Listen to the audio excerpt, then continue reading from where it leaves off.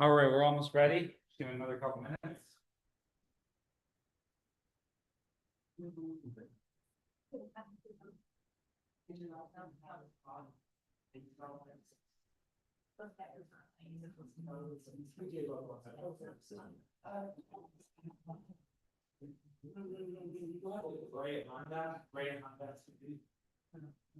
know, I don't know for sure, but I think they made this side of the street illegal to park on.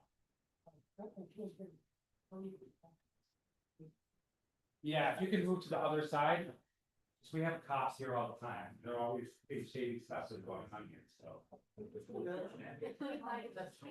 Yeah, no, their fleet unit is right up 1 block away. So they always drive through here. Yeah, they put up signs. I don't know why. No, you're good. You're good. I mean, there's only one car. They put up signs, no parking on this side. And then the next block, no parking on that side. Why do they do that? You know, span just to confuse everybody. Probably make more money, you know.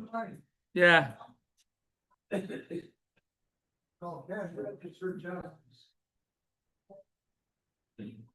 We'll wait for you.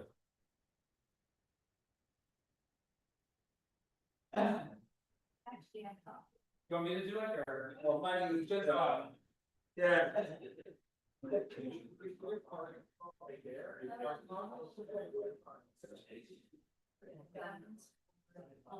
We'll wait for you.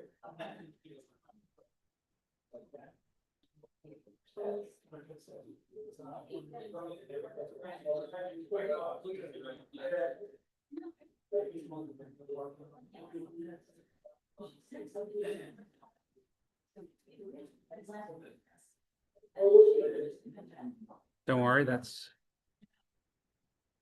live on YouTube.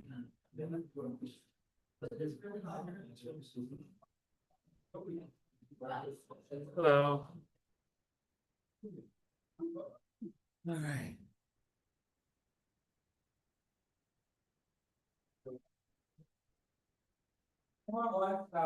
Somebody dropped a box of matzo meal here today.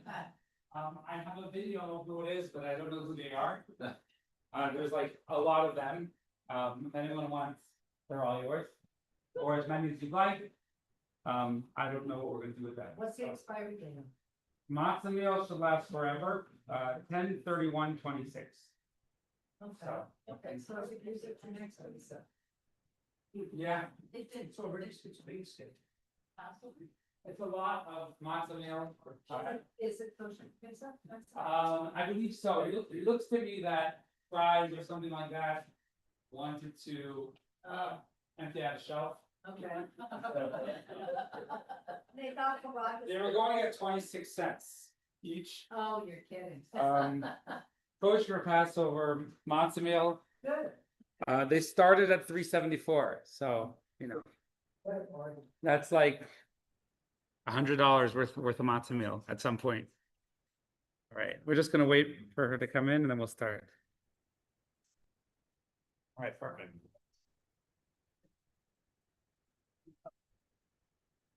Good evening, everybody.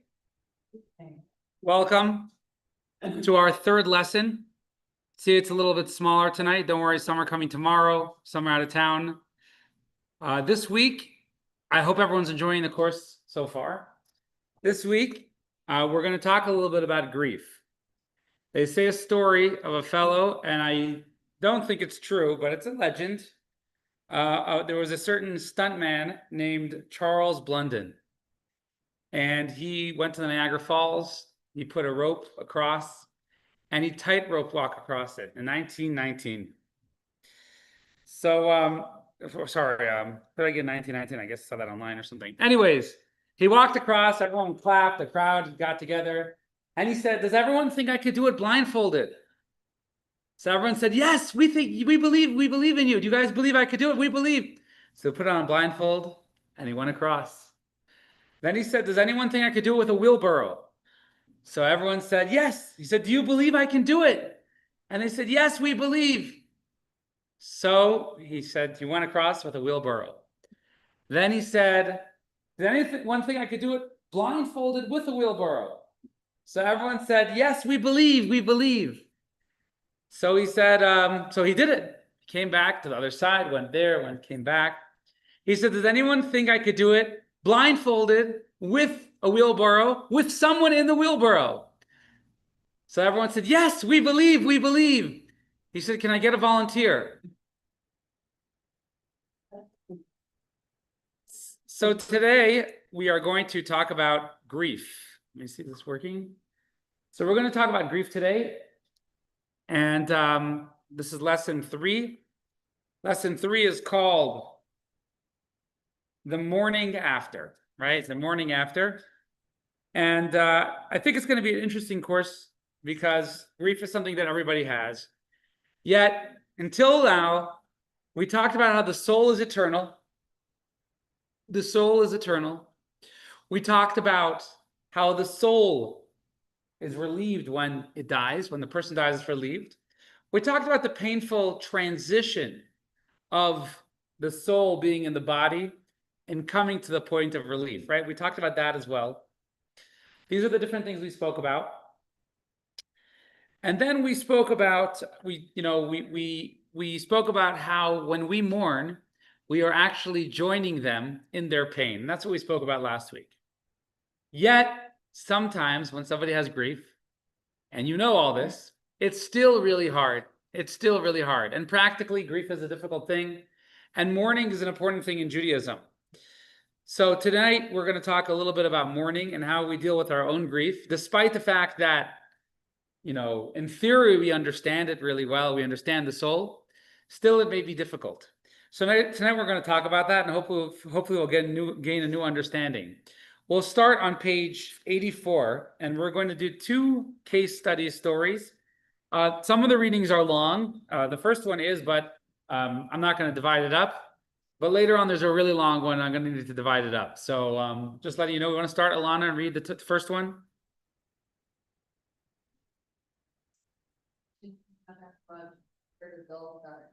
It sounded as if it came from the hallway. It was just a little too loud to ignore. Boys, she yelled, what are you up to? There was no answer. She found her 2 boys playing quietly on the couch in the living room. They giggled. You joker, she said with a smile. What was that sound? They shrugged. Where's your father? Without waiting for an answer, she ran towards the hallway. She cried out in fear when she found her husband John writhing on the floor. John had severe asthma.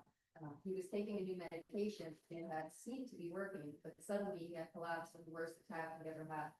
Heather tried everything she could think of to save her husband's life. Then she called an ambulance. The rest was a blur. John died of cardiac arrest on the way to the hospital. Heather was 34 years old. Her boys were 5 and 7. At that moment, John's death felt like the worst thing that could have ever happened to her. Heather Lindquist had lived her entire life in the same quiet suburban community in northern New Jersey. She and John have been high school sweethearts. They married and purchased a small ranch-style house. They had children. They got a dog. The schools were good and the community was stable. Heather thought that the television was on more than it should be, but other than that, everything seemed in order. Then John died, and she had to rethink it all. Now she was a single parent. She had to find new ways to earn money and also find extra time to be with her boys. And somehow she had to contain everyone's anguish. She found strength she didn't know she had. It was lonely and painful at times. But Heather found meaning and vigor, even joy in the idea that she was going to make it. I expected to collapse. I really did. That's what I wanted to do. That would have been the easiest thing to do, Heather explained, but I couldn't. Each day I got up and did what I had to do. The days passed. Somehow it was okay. The boys were great. They were upset in the beginning, of course. We all were. They hung in there and we stayed together. I love those boys so much. John would have been proud of them. All right, that's our first personality, Heather. Now we're going to read about Stephanie. Rachel, can you read about Stephanie? New Jersey lost from some error. 13 to doing home for cancer. 4 years after Eric's death, he is known for his now 48 walk around representing. I felt guilty all the time, guilty that living. She said, I couldn't walk using the jelly because Eric couldn't go where he wanted. I couldn't play golf because Eric couldn't play golf with his visitors. And I couldn't talk to my friends about it because after a while, they didn't want to hear it. 70, you need to go collect that. So I put up on birthdays, I shut the door and take the phone up there. Eric couldn't have had any more birthdays on it. Parents stepping reacted differently from any other step of the offices. One response healthier is one response healthier than the other. So what does everybody think? What does everybody think? Is one healthier than the other? Which one would you say is healthier? First one. I don't think there's a right, wrong answer. They're both wrong? Both right? What'd you say? I think they're both healthy, Both healthy. two different personalities. Well, that's possible. Two personalities. Anyone want to comment? Does anyone think Heather is in denial?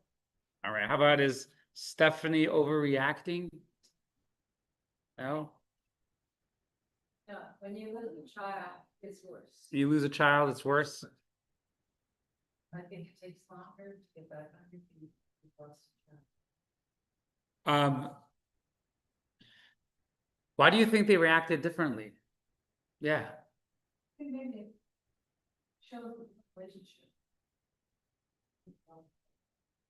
But we don't know all the details. I mean, Heather lost a child. We don't know if she has other child. Yeah.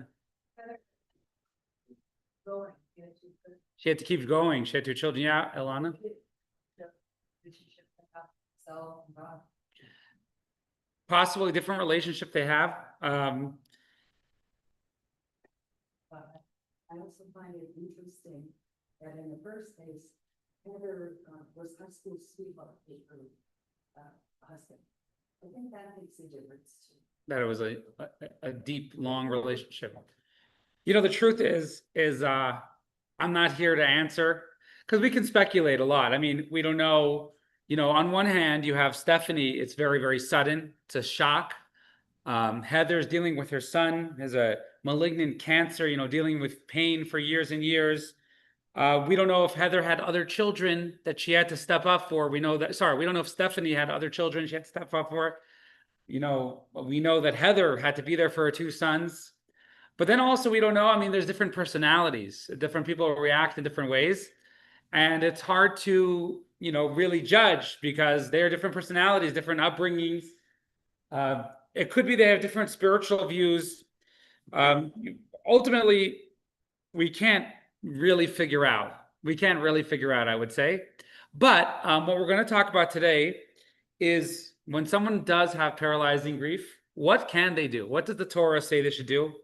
And today we're going to learn the Torah's perspective about grief. That's going to be the subject today. So why do people react differently? Let's see. Why do people react differently? Well, in Judaism, we believe that no two people are alike. Ein de'esein shaves. It says that there are no two people who are alike. And furthermore, there truthfully are no two circumstances are alike, right? No two circumstances are alike. So if we're going to go and take these places apart like detectives, it might be very, very difficult, right? So we're going to learn Judaism's approach to grief. And this is just going to be a quick summary. This is going to be our question for today. How can one experiencing grief reemerge into life? When someone has paralyzing grief, how can they reemerge into life? We're going to explore possibly our own personal grief if we've had and see how we can deal with it, see how we can approach it, and hopefully we'll learn some new perspectives. You know, I'm not going to say tricks, but we'll learn some new perspectives. So today's lesson, we're going to talk first, the Torah's view on mourning and grief. That is going to be the first subject. What is the Torah's view? We're going to compare it to other views because a lot of times it comes down to that. A lot of times it's not just, you know, the emotions in the moment. A lot of times it comes down to the perspective. Then we're going to talk about Torah's principles for dealing with it. What is action-based? What are the things we can do to deal with it? And then we're going to finish off and we are going to talk about etiquette when visiting the grieving. You know, that is an important question. What is the proper etiquette? A lot of us, you know, don't necessarily know. You might all the time see videos on Instagram or something which says, never say this to someone who's grieving, or say this or don't say that. And then you might try it. It might work, might not work. You know, people are, again, we can't compare circumstances, and we really can't compare people. Everything about people, from their past, their DNA, their emotions, their physiology, everything is different. Every situation is different. And ultimately, when we want to help somebody, you know, we do our best. But we're going to talk about these different, the different traditions and how meaningful they are. Now, again, last week we already learned a lot. We learned about the soul the last 2 weeks, which is already very, very powerful. I mean, knowing that someone's not really dead, it's not over, is very comforting. Today we're going to talk more about application, and it's an important week. I think it's very important because, well, as we will see in Judaism, grief has a very important place. So to start, we're going to ask a question. Hello. To start, we're going to ask a question. We're going to take a step back, and we are going to talk about, is grief appropriate? Is grief appropriate? Is that an appropriate thing to do, to have? So the truth is it's a famous dispute if grief is an important thing. There are some who have said in history, you know, somebody dies, move on. It's not a big deal. It's just death, right? Most famous was Socrates. So actually, it's kind of, we have a funny discussion here. Socrates was a very open-minded philosopher, and he was charged with challenging the wisdom, the modern-day wisdom of about 2,500 years ago. Anyways, what happens is he eventually was brought to court, put in prison, and he got the death penalty for influencing the youth not to believe in the Greek gods of the time. That was his thing, and he really just questioned it. However, when he was put to death, he had a visit by some of his students, and I'll tell you their names if it helps anything, but he had a visit, and they kind of approached him, and they said, "What do you think? You're going to die." So here we have this recorded visit. One of his disciples, Phaedo, said over to Plato, who was not there, another famous philosopher, and this was their conversation. In the course of a conversation, Phaedo tells Plato that Cebes, another student, was there, and Socrates told over this message to him. And this is, again, it's kind of very interesting, kind of cute. It's kind of outdated, but we're going to see, actually, we're going to take this approach to try and understand context for the Jewish approach. We're trying to compare it with something ancient and see what other approaches may have been historically. So if you can read text 3. Socrates, please relate the following message to Evenus and bid him be of good cheer. Say that I would have him come after me by immediately Page 87. his world, if he be a wise man and not tarry, and that today I am likely to be going for the Athenians, say that I must. Simmias said, what a message for such a man. Having been a frequent companion of his, I should say that as far as I know him, he will never take your advice unless he is obliged. Why, said Socrates, is not Evenus a philosopher? I think that he is, said Simmias. Then he or any man who has the spirit of philosophy will be willing to die, but he will not take his own life, for that is held to be unlawful. The day may come when you will understand why, though a man is better dead, he is not permitted to be his own benefactor, but must wait for the hand of another. So believe it or not, there were a lot of Greek philosophers who were actually pro-suicide. Socrates, as you can see, was not. He's not permitted to be his own benefactor, but must wait for the hand of another. Socrates basically didn't care to die, right? He didn't care to die, and he says, oh, when's this guy going to join me?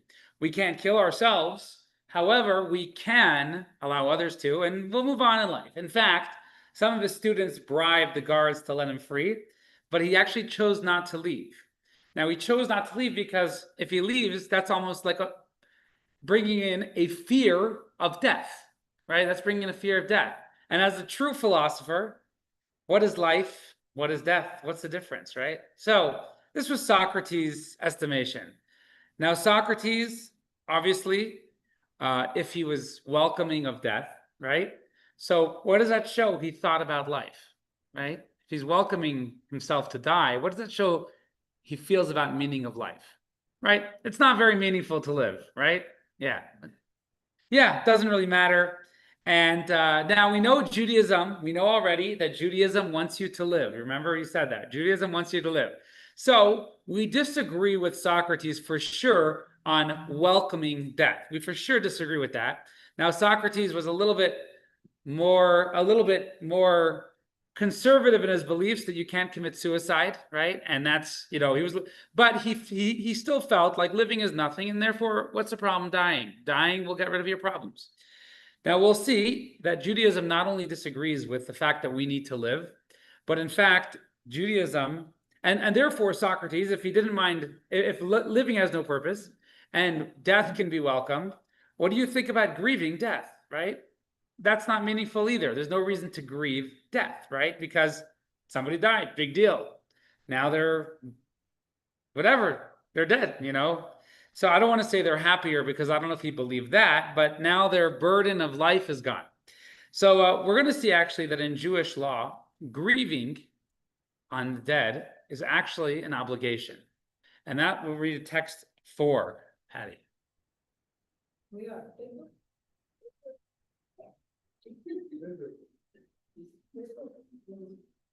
Commanded to mourn the death of the next king. So here we just read from Maimonides, one has to grieve the next of kin, right? Now we'll talk about who that is a little bit later, but when a relative dies, one must grieve. Now, considering what we said in the last few classes, that the soul is relieved, the soul finally moves on. The question is okay, I know we don't agree with Socrates on his belief of life and death, but the question is why is it biblically necessary to grieve? Now, we could seemingly just, if you grieve, fine. If you don't, that's fine. But Maimonides says, mitzvah saseh, it's a positive mitzvah to grieve the next of kin. Yes? What would be the definition? Must cry, must be sad, must must. Well, so here he says to mourn the death, to mourn. So I guess the opposite of mourning would be celebrating.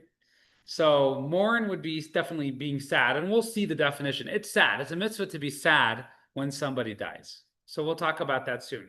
So now let's go and we'll get to the continuation of that text. If you could read it, Stan. The Torah does not forbid us in response to a death, because it is human nature to be moved to tears when separating from loved ones and at their journeying away, even if they are alive. So Maimonides continues, he says, the Torah doesn't forbid us to weep because we're humans, right? We're human nature, and separating is painful. So this is actually something we'll see in the Torah, but the Torah seems to acknowledge reality. The reality is when someone dies, we're sad, right? We're sad and we mourn. That's the reality. So, that adds to the previous one. What we would say is we would say, just a second, we would say that it's a mitzvah. That's the first thing we said. And now we said, well, it's human. It's human. And the Torah knows we're humans. And therefore, the Torah is going to expect us to be human. There was a famous rabbi, and he said, famous rabbi that I knew always said that the Torah doesn't teach you not to eat. Sometimes people feel like, oh, so much food is not kosher. The Torah wants us not to eat, right? Torah doesn't teach you not to eat. It teaches you how to eat, right? It teaches you how to eat. How should a Jew eat? What should they eat? How should they do it? Et cetera, et cetera. So the same thing here. Maimonides says, the Torah says it's a mitzvah to mourn, right? And the Torah tells us how. As human beings, we need to mourn, right? And the Torah is going to tell us how. But let's read a little bit further. One fine, and in a rousing of sorrow, until their bodies are too weak to handle the intensity of their internal turmoil. Just as happy individuals find contentment in various forms of light-hearted activities. All right, so let's talk about what is this adding on the previous. This is also Maimonides. What is adding on the previous text? Well, so the first text we said, mourning is something humans do. Acknowledge reality, right? Don't hold it back. It's something that humans do. The Torah doesn't want you to hold it back. Maimonides adds here that mourning is actually healthy, right? It actually heals. When somebody cries, right? And this is in the Guide to the Perplexed, mourning is not only natural, but it's actually useful, right? It actually can heal, and it can actually bring comfort to you. right? By crying and feeling those emotions. All right, now we're going to read actually a very interesting text by David ben Zimra on text 5c. One of this generation. So Rabbi David ben Zimra was a rabbi in the 15th century who lived in Spain, Israel, even Egypt. One of the interesting things about him is he wrote a book of responsa. You know, people would send questions and he'd send the answers back. So here's a very interesting question that he had. One of this generation's greatest personalities failed to shed a single tear upon losing a son. Is this a praiseworthy act? Answer: such behavior is offensive and objectionable. It demonstrates heartlessness, distasteful character, and cruelty.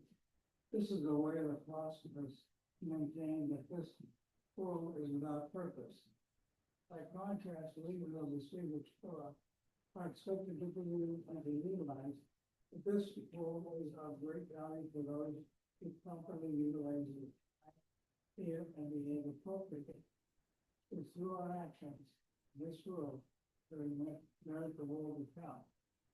Crying, mourning, and shedding tears for the passing of a relative, especially for an honorable individual, is the way of the pious, the prophet, and individuals beyond for the good deed. It is not for naught that our sages have kept us to observe 3 days for weeping, 7 for eulogies, and 30 for restrictions on wearing new clothing and getting married. If weeping were improper, sages would not have instituted a 3-day weeping period. In fact, the two emphasized our forefather Abraham came to eulogize Sarah and weep for her. And Jacob, King David, and King David and those of someone caliber acted like her. So here the Radvaz, the question was, there was a rabbi who had a son and he didn't seem to show any emotion whatsoever. And he said, not only what we said until now, it's acknowledgement of reality. Humans need to do it. Then we said it's actually healthy for humans to mourn, right? But he says there's something deeper. We see from the Torah's perspective that, as we said many times, the playing field in this world, is life, is being alive in your body. And Socrates felt that being alive in your body had absolutely no meaning. There was no point. We're just here at random. So therefore, when we die, it's also at random. But Judaism has a fundamentally different belief. Our belief is we're here for a purpose. And the purpose, the playing field, is in this world. So when somebody dies, he says that's why the rabbis teach us and the Torah teaches us we need to mourn. We see it through many of the different forefathers that they all mourn. And the reason why they mourned was it's a fundamental belief that we value physical life and we value the purpose in physical life. And then therefore, when someone dies, it's sad. So here we have the third value. So first of all, we said it's acknowledgement of reality. Then we said the Rambam says that there's actually a benefit, emotional and psychological benefit, when somebody cries and lets it out. And then the Radvaz adds, and he says, no, but this is actually shows and attests to our fundamental belief in the value of life.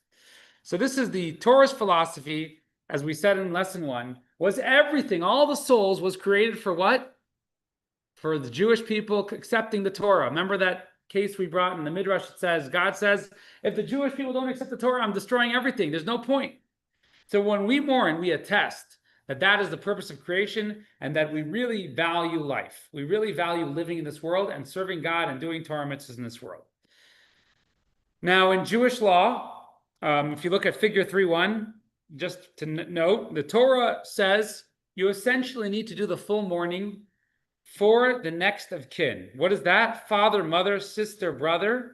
So we always said it was 7 as a kid, but father, mother, sister, brother, spouse, son, daughter, right? Those are the ones you have to go into full mourning, and those are the ones it's your responsibility, and it's a mitzvah to go into full mourning. Now, there's always questions, what about adopted kids and things like that?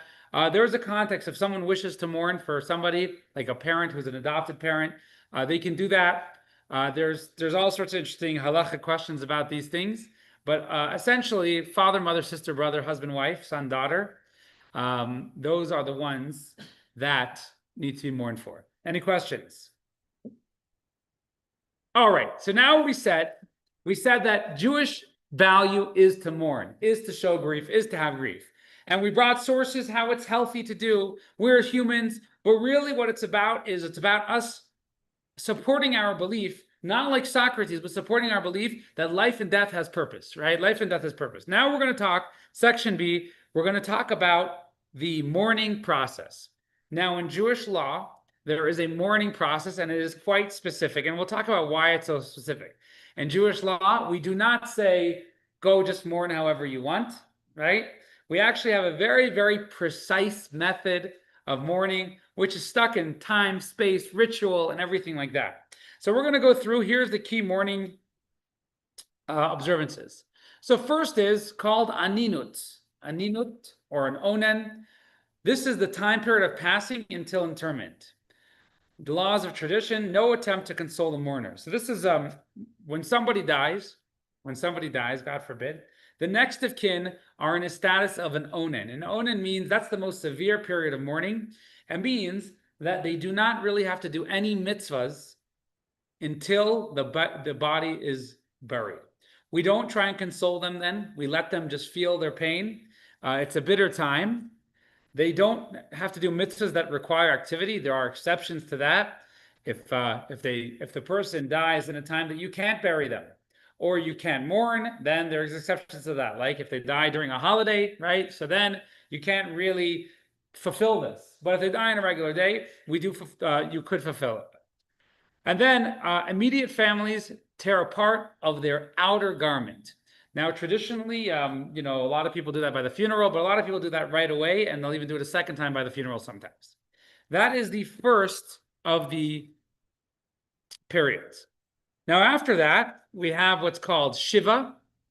Shiva is actually 7 days. I don't know why they skipped it here, but Shiva is 7 days. After the body is buried, we mourn for a 7-day period. And we're going to talk a little bit about that later. We're going to go more into detail about Shiva. That's why they're not talking about it now. After the Shiva, there is what's called the Shloshim. So Shiva, you sit on the floor, and that's very serious mourning, but you can be consoled. People console you. People talk to you. Then we have Shloshim. Shloshim's 30 days. During the 30 days after, we avoid new clothing. We don't get haircuts in those 30 days after someone passes. And we don't have any festive events. Now, it's interesting. There are certain movements that wanted to make a shorter Shiva period. 7 days is long, a whole week, which is kind of funny because that's like, George Washington's white horse being black, right? Because Shiva means 7. It means 7 days. So if it's shorter than 7 days, you would have to change the name, right? Shiva doesn't mean sad time. It means 7 days. Okay, so that's Shloshim. After Shloshim, we have a 12-month period. 12-month period is during 12 months, until 12 months is for the mourning of a parent. There are some Shloshim restrictions that continue. You're not supposed to attend concerts or listen to live music during that whole year. If you need to attend a wedding of a family member, so they actually will tell you to be a waiter or something like that. That way you can attend and you're not jumping into the wedding, but you want to be there partially. We're somewhat lenient about it nowadays, although when you're mourning for your parents during that year, there are certain things you're supposed to do in order to mark it. Customarily, people keep a candle burning the whole year. Some people keep it the whole year, 12 months. Additionally, you're not supposed to get a haircut until somebody says you need a haircut. Actually, Jewish law is that during that 12 months, for 30 days till 12 months, you're not supposed to get a haircut. And then once Jewish law says, until someone says, boy, you really need a haircut, and then you can get a haircut. Then we have, finally, after that, for the rest of your life, there is what's called the Yortzeit. The Yortzeit is the anniversary of the passing. The Yortzeit is quite significant in Jewish law. We recite Kaddish on the Yortzeit, or hire somebody to recite Kaddish. If you ever need to do that for anyone's Yortzeit, you can just let me know. We are meant to study Torah additionally. Someone asked last week where the origin of saying Kaddish. I think it was you, Seymour. So I just want to share very quickly. There was someone in town here who wanted to say Kaddish, and they wanted to say Kaddish for their parent, but it was on Sunday, and we just had something on Saturday. And I knew it would be hard to get people to come on that Sunday. So I said after services, I said, who can come tomorrow? Who can come tomorrow? And kind of everyone squirmed out of the synagogue. So I was like, that's not looking good, right? So that was Saturday. Thank God Saturday we usually have a minyan, but that was so Sunday morning they came and they said, oh, where's everybody? And I said, you didn't see, I announced it. So they were really sad. So I said, let's actually look in the Code of Jewish Law. So the Code of Jewish Law says a very interesting story. It says, where is the origin of Kaddish? Where is the origin of Kaddish? From Fiddler on the Roof. Nah, is it in Fiddler on the Roof? Where's the origin of Kaddish? The origin of Kaddish is in the Zohar. The Zohar was a Kabbalistic book. So the Zohar says that Rabbi Akiva was hanging out in heaven and he saw this soul. And again, I don't hang out in heaven. I don't know how to. But there were rabbis who clearly knew how to go into some sort of meditative mode and go to spiritual realms. So he sees this guy every day in heaven, gathers this pile of wood, and he lights it on fire and he burns in it, suffering. So Rabbi Akiva said, he saw this guy was suffering. He said, how can I help you? So this guy said, I'll tell you the honest truth. I didn't behave well as a good Jew. Find my son in this city. Find my son in this city. And go tell him to say Kaddish for me for 11 months. This is the origin of Kaddish. So he finds his son and he tells him, your dad, tells him about his dad. And his son really doesn't know anything about Judaism. So he starts saying Kaddish and then he starts studying and he becomes a rabbi. Anyways, Rabbi Akiva's in heaven hanging out and he sees this guy sitting with the top scholars, Rashi and all these scholars, they study in heaven. We'll talk about it next week. And he says, what's going on with you? Last time I saw you were burning up every day. So he says, very interesting question. He says, my son became a rabbi and now they put me in this place because of my son. So in the Code of Jewish Law, it says when you're marking a yard site, he said, one might think that Kaddish is very important, and it is. And if you can't say Kaddish, you can literally pay someone to say Kaddish. I have people who take tzedakahs, you pay them and they say Kaddish, they'll say it for the whole year after someone passes away, or they'll say it every year on the yard site. They have a fee. It's a tzedakah organization. It's not someone making millions, trust me. You say Kaddish is very important. However, he concludes, he says, and how equally important it is to be a good Jew, study more Torah, and do more mitzvahs. So traditionally on yard sites, people traditionally have time to study more Torah. They traditionally give a little bit of tzedakah or a lot of tzedakah. They give tzedakah in the person's name because once somebody dies, they can't give even a penny. They can't give half a penny. So you give it in their name. I mentioned last week, and so we do extra good deeds in their memory, extra mitzvahs in their memory on that day. I mentioned it last week that, there are so many interesting stories about that, but in Jewish, it doesn't say it in this class here, but there is a tradition that when you feel grief, it's the soul waking you up saying, do something for me, do something for me, do something to help my soul, because once you're dead, you can't do good deeds anymore. Your soul can't be helped and can't help itself. Only somebody living in this world can help. So imagine there's somebody that you don't know and you give 1 penny for them for tzedakah on their yard site. You just made their day. You made their life. You gave them eternal life. And that is something really important. There's a lot of interesting stories about different people haunting their children, grandchildren. And I'll share one, which I shared recently. There was post-Holocaust, there were 2 survivors, a mother and daughter. There was a mother who survived and her daughter didn't survive. So the mother did well in business and her daughter was coming to haunt her every night. Now, she loved seeing her daughter, but her daughter was not happy in the dream and her daughter was screaming and crying and she was having a very difficult time. She was losing sleep. It was dreadful. She felt like her daughter's not at peace. So she wrote a letter to the previous Lubavitcher Rebbe, the 6th Lubavitcher Rebbe, and she said, I can't take it. I'm being haunted by my daughter every night. I can't help her. It's so painful. So the previous Lubavitcher Rebbe said, what are you doing in her merit? She said, well, I donate all this money to an orphanage of kids, from the Holocaust, orphans. So the previous Rebbe said, look into it and find out if they serve the children kosher food. So in fact, it was not a very observant orphanage, and they were serving them non-kosher food. And I've read different diaries, how painful some of these kids came out of, like Poland, religious, ultra-Orthodox families, and they would go to orphanages, and unfortunately, for better or for worse, the people running the orphanages didn't appreciate kosher, and they were literally forcing down food down their mouths, because they were trying to help them, but they were also kind of like, okay, we're going to the new world now.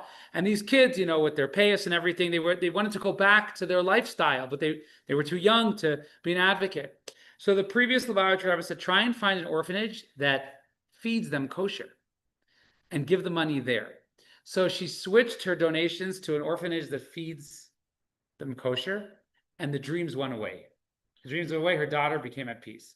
So I can't reiterate. I know it sounds small, and nobody knows. Not every time does everybody know that you're helping your relatives after they die, but they know. They for sure know, right? They for sure know, and you're really, really helping them. All right. So now we're going to talk about some psychology here. So up until the 1980s, grief was studied in psychology in two different areas. There was one category was focusing on the person, the ability to function. When someone's grieving, it's hard to go back to work, sometimes hard to keep up whatever you're keeping up. And that was how they would measure grief. How well can they function? Then there was another method, which was grief of separation. So here we have function, engagement at work, maintaining relationships and other interests. And the other way was connection with the deceased. How do they feel their connection? How are they managing is based on how is their connection with the deceased and how is their separation? How are they handling the separation and connection with the deceased? In the 80s, there was a Dr. Rubin in Israel who put together a different method. And as we'll see, it was called the two-track model of bereavement. And we will see that the two-track model is actually very Jewish-based. Jewish-based bereavement and grief actually has to do with, covers both. So there's this chart, figure 3.3. We have both sides of it. These are the, you'll see each thing has so for example, you have how is the mourner's biopsychosocial function? What are strengths and difficulties? So that's in the function. And then we have track 2, the relationships to the deceased. What is the nature of the relationship? And we can see that these things actually line up with each other. So this is one of the ways to help grief. Now, what's interesting is in Judaism, you have the same thing.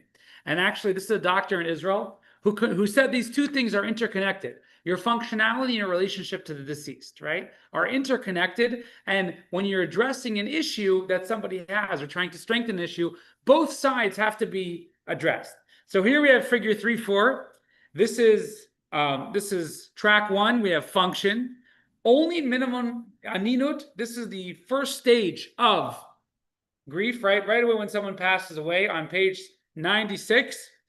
So right when someone passed away, we said that a person is exempt from mitzvahs, so only minimal function is expected. And then with relationship to the deceased, all one's actions are aimed to furthering the respect, the honor of the deceased, right? So this is the same idea. The functionality, the more you're focused on the deceased, the less functionality there will be, right?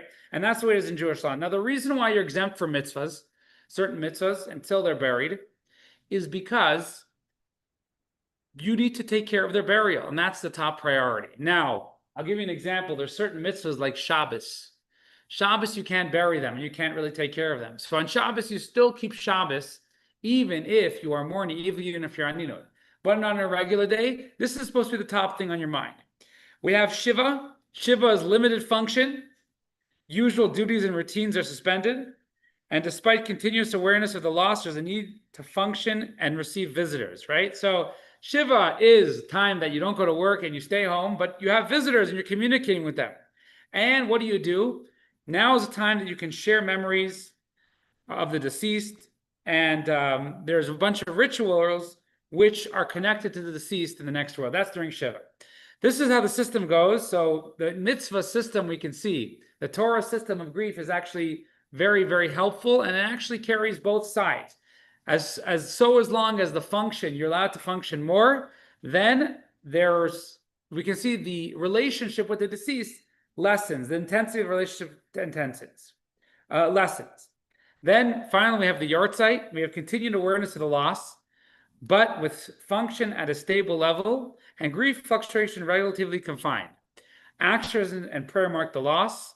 Space on the calendar is provided, right? So once after the 12 months, the yahrzeit is confined to 1 day a year. 1 day a year that you go and you focus on that person, you focus on your relationship with that person. All right. Now, we're going to talk about one of the most important mitzvahs of mourning, which is tearing the garment, tearing a garment, and that is called kriya. It is a biblical obligation, and we'll see that in order to heal, you have to have a lot of awareness of. So, now we gave kind of a background of the importance of mourning. Now we're going to talk about the practicalities of grief and how actually the Jewish law and the Jewish ways expect us to do it and why.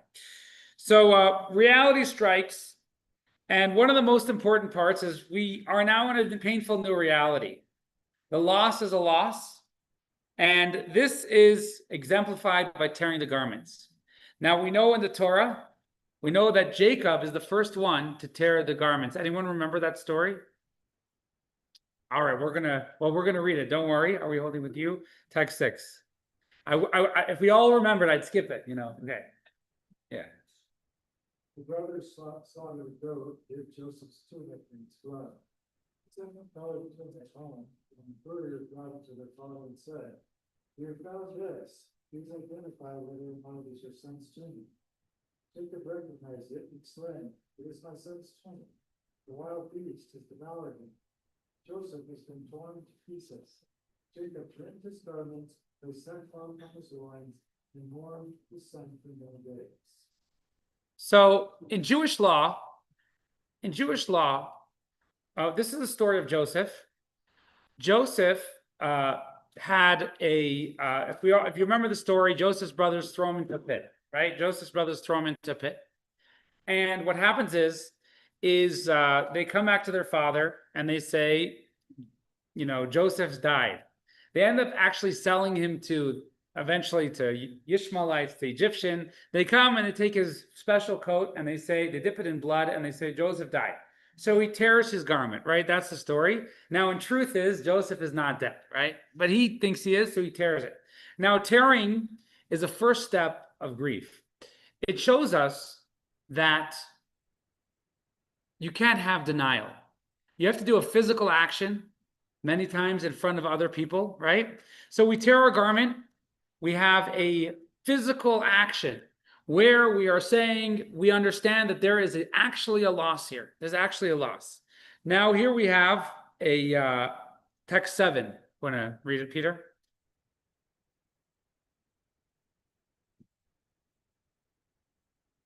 Rabbi Yaakov Shagas states that mourners are instructed to rend their garments as a method of distracting from and reducing their overwhelming grief. In my humble opinion, the opposite is true. Having to rend their garments brings mourners to tears and amplifies their pain. The goal is to actively encourage mourners to express their pain over the passing and to experience that tremendous loss. So the purpose, he says here, of tearing the garment is in order to actually trigger the grief. You have to go through this process when someone is lost. And that's why you don't want to say, oh, it's nothing, get back to normal right away, right? But you have to actually trigger the grief and feel it and do something physical in order to show that, you realize there's a loss here. Now, as we'll see, mourning has to be forward moving. It's not something that we want to stick on. And when you don't do these things, oftentimes you don't process the emotions and you end up staying stuck in that feeling. So first we have tearing of the garments, and this is essentially acceptance, right? And we're saying we realize that there's a loss here, and we're making a physical act of grief to show that we recognize it. Now, I want to note that a lot of times you'll get like this little ribbon. According to Jewish law, that doesn't do justice for it. So, and again, this is, besides being a mitzvah, this is actually something which helps you. So it's good to actually tear an actual garment. Now we are going to talk about Shiva. So we do that act of mourning, and then, you know, we can't mourn forever. Yeah, What does the Rafa say about how long you have to wear the torn garments? it's during the Shiva, just during the Only Shiva. 7 days. Only 7 days, yeah. When do you think you shower or bathe? After 7 days, after 7 days. Yeah. Except for Shabbat in between, right? So you're always going to encounter Shabbat somewhere in there where that day, you know, you can shower and not mourn that day. Yeah.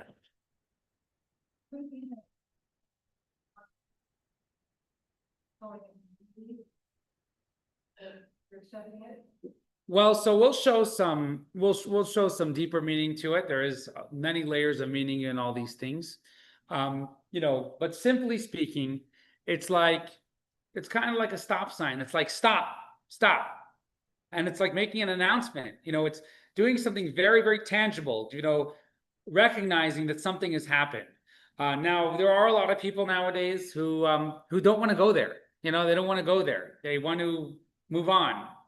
They don't want to feel the pain. They don't want to stop. They don't want to go there. So Jewish law is so particular, being like, no, you got to stop. You need to go there. Yeah. Rabbi, I remember being told that when a funeral procession is moving through the city, it must stop for a wedding procession. Yes. Yes. And so I'm wondering if during the year of mourning, let's say there was a wedding planned in that family. You never push off the wedding.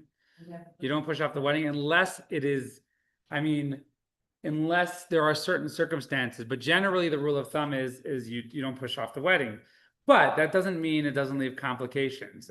It's actually quite a powerful thing. And in Judaism, marriage is such an important, powerful thing that, you know, if someone dies at the wedding or right before, we don't push it off. If it's a few days before and we're able to, then we'll push it off, but only till after the Shiva, because wedding is really such an important thing. Marriage is such an important thing. And the same thing with like, you know, if someone has a child who's getting married and they say, well, you know, my parent died this year and I don't want to make a wedding this year and have to deal with all these things, we typically do not advise that. Marriage is considered such an important thing. And we know that it's like, you know, God forbid if it gets pushed off and doesn't happen, it'll be really, really tragic to future generations. Yes, the mourner is allowed to be present. We mentioned before that generally during the year, you don't go to weddings.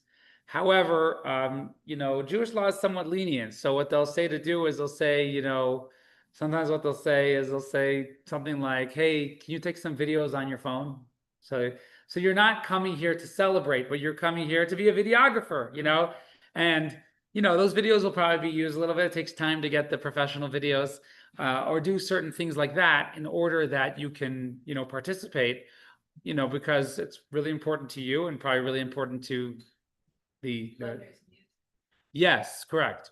So some would say, you know, you shouldn't indulge in the music and dancing, but, you know, if you're coming and you're doing some things, then you can do it a little bit. Yeah. The same thing applies to plan for.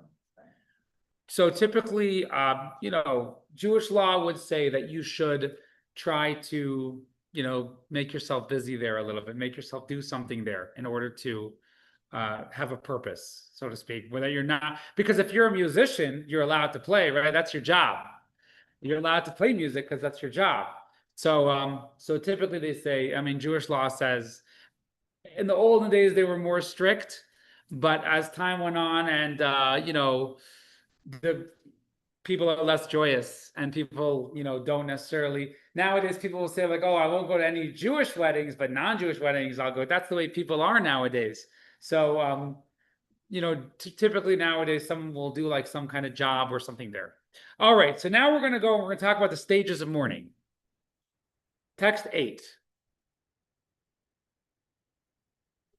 Yeah. Jewish way of The text.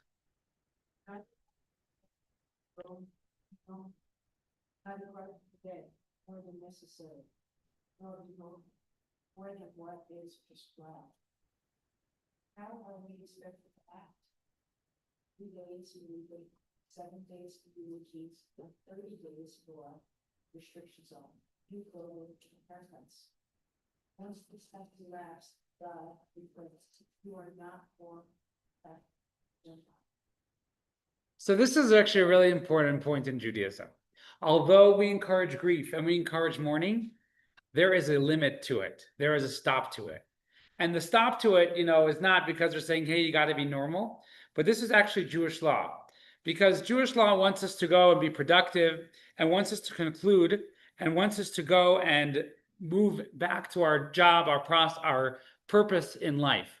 So we're going to go now and we're going to talk about some concepts that we had in class that can help us do this. And I remember in the previous lessons, anything that could help us process things and move on?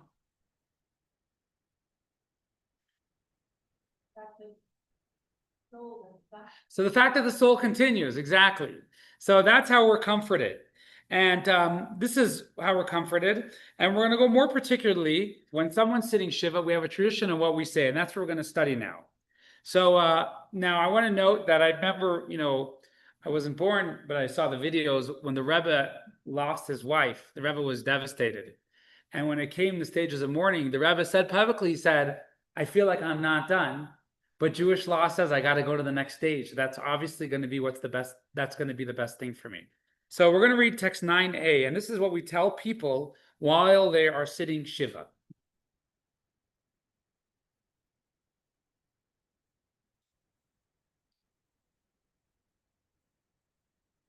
The young person consoled, the only that Jesus.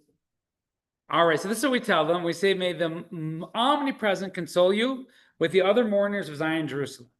Now, when we read this text, we kind of say, may God console you. So this is our first message. Like, why do we say, hey, may you be consoled?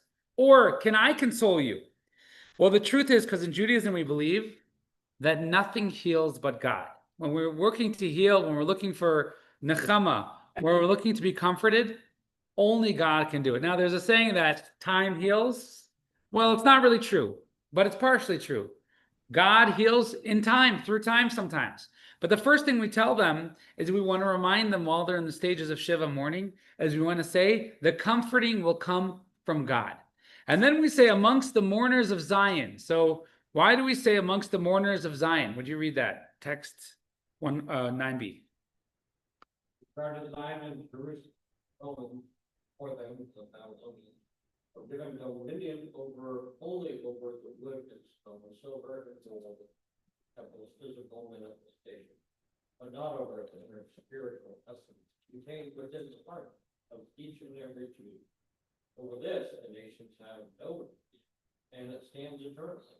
So too, regarding the mourning of the individual, death dominates only the physical body and concerns of the deceased person. The soul, however, is eternal. It has merely ascended to the world of. So this is what we're going to say. This is something very powerful and very deep. Now, it's important to remember, we'll talk about this later. When you go to someone and they're mourning, you're not meant to say, like, by the way, they're not really dead. Their soul is there. Because obviously they're experiencing the grief. That's why they're mourning, right? So while that's true, right? While that's true, it's not a philosophical time, right? But we do hint it to them. So what he just said is we say, just like matter cannot be destroyed, right? How much more so spiritual matter? So just like the temple in Jerusalem was only destroyed, its physical presence was destroyed, but its spiritual presence still there. We say, may God comfort you with the fact that the soul is still there. That's what we tell them, but we only hint it to them. Now, it's notable that this Sunday is Tisha B'Av. We mourn the temple, and this is actually our goal, is to realize that the temple destruction is only the physical part, but God, the spiritual part exists, and God will bring it down and reveal it. So again, Zion is physical destruction, spiritual is indestructibility. Death is absence, spiritual immorality. Okay, death, physical absence, spiritual immorality. Okay, immortality. Sorry, all right. Let's see if this is working. Here's a meditation about this.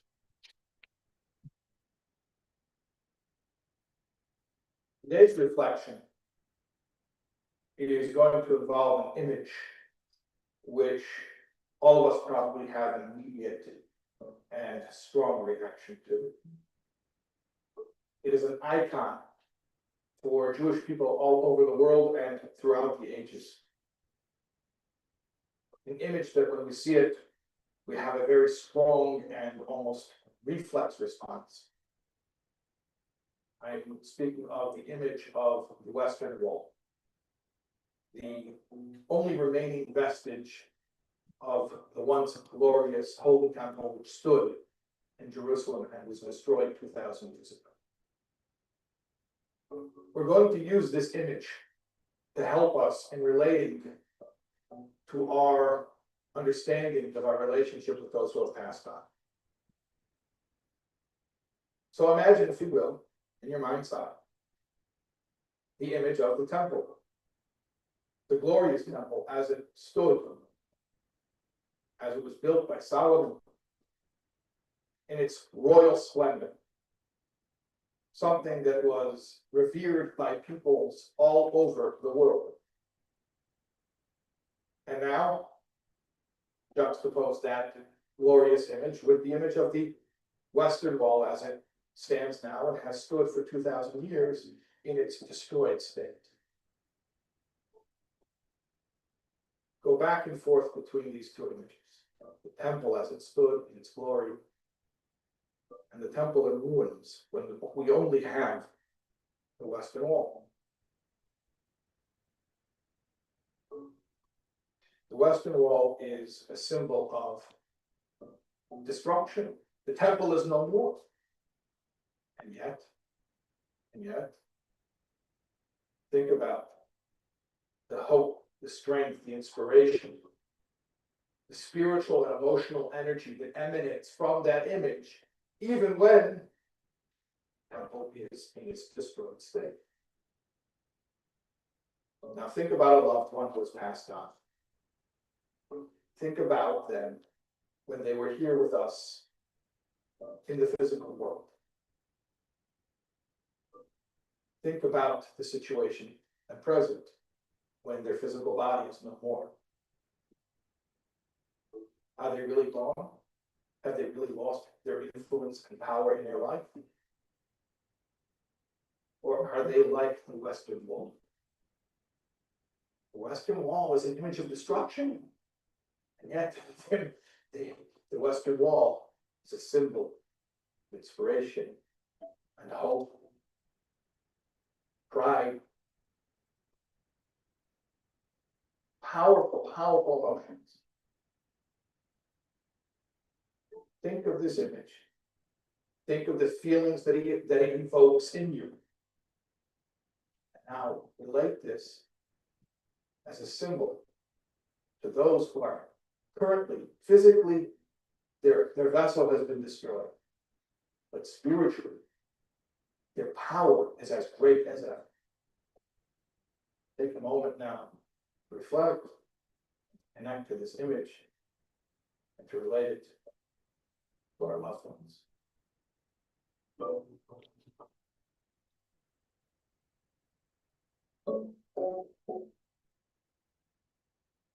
So this will bring us to a deeper understanding of the tearing the garment. So we said before, the tearing garment is a physical manifestation of us saying, yes, we have grief, we lost something, there's a loss here. Now we'll read text 10. Often when in their pain, the mourners have an underlying belief that it isn't true, that their loved one hasn't really gone. This is not just denial, the way they are right. Death is not an absolute reality. Our souls existed before we were born, and they will continue to exist after we die. The souls that are passed on are still with us. We can't see them, but we sense they are there. We can't hear them, but we know that they hear us. On the surface, we are apart. Beyond the surface, nothing can separate us. So we tear our garments. This has a dual symbolism. We're recognizing the loss that our hearts are torn. But ultimately, the body is also only a garment that the soul wears. Death is when we strip off one new soul and take on another. The garment may be torn, but the essence of the person within it is still intact. From a worldly perspective, death is indeed a tragedy, and the sorrow experienced by the mourners is real. But as they but as they tear their garments, we hope that within their pain they can sense a glimmer of a deeper truth that soul never dies. So this is a deeper meaning. When you tear the garment, it's saying it's a statement that death happened, but death is just the garment, right? Death is just the garment. The soul is still there, and that's what we're saying. We're saying that our belief is that ultimately death is the garment, because it's just the death of the body, which we said is the garment, but not of the soul. So the body's garment, the soul never dies. All right, so this is how the Torah wants us to go through grief. We go through the Kriya, the Aninos, right? With the stages of mourning, the Shiva. But now the question is sometimes people have grief and they're just stuck. They can't move out. And sometimes, maybe this is what Stephanie was going through in the beginning of the class, they don't seem to be able to move out. Now, first we need to analyze to understand this and how to move out of grief. We have to first understand, what is the pain people feel? So I think these are summary of all the different feelings: injustice, guilt, depression, sadness, and anger, denial. But these are the first two we're going to start with. And we're going to analyze guilt and anger, because these are the most common. People oftentimes, after someone passes away, they feel anger or they feel guilt. And we'll talk about this. So the first common experience is we say, why? Right? Why did this happen? How could it happen? And here's an example. When an old person dies, and let's say they're 95 years old, and they die, and they pass away peacefully, people don't seem to be hurt. They don't say, how could this be as much, right? They're like, oh, well, the person was old. Maybe they'll say, hey, they lived a good life. The pain doesn't consume us, right? They say, well, it happens, got to happen to everybody. However, if there's someone who's young who dies, they have a sickness, they have a hardship or whatever it is, oftentimes the question we'll ask is, why? How could God do this, right? Why? How could it be? So when a 95-year-old that we mentioned passes away, we say, oh, well, they got to die at some point, right? And they lived a good life. It's always a lot more calm. But when someone passes away and they're young, or maybe there was some sort of sickness, complication, pain, struggle, or whatever it is, our first thing is we feel like, no, we can't be comforted. This bothers us, right? This bothers us too much. And it causes almost a form of anger. So in order to understand and answer, we're actually going to talk about, so I would say the anger comes from injustice. That would be the word, right? It seems like, how could God do this? How could God allow that to happen? That is the feeling that we have. So to understand this, there's a long story in the Talmud, which is, don't worry, it's not long and boring. It's long and interesting. We're probably going to divide it into a few sections. There's a few different rabbis. So we'll go along and I'll just say next.